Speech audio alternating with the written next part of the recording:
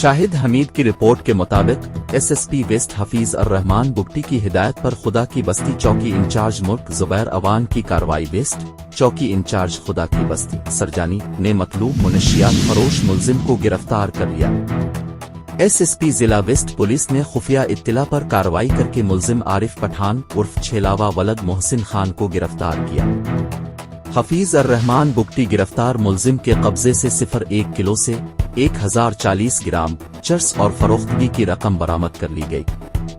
मुलजिम सरजानी के इलाके में मुख्तलिफ रिक्शा स्टैंड पर मुनशियात की सप्लाई फराहम करता / मुनशियात फरोख्त करता था। मुलजिम रोजी गोट, मेमन गोट, खुदा की बस्ती और मीर मोहम्मद गोट के इलाकों में चर्स सप्लाई / फरोख्त करता था।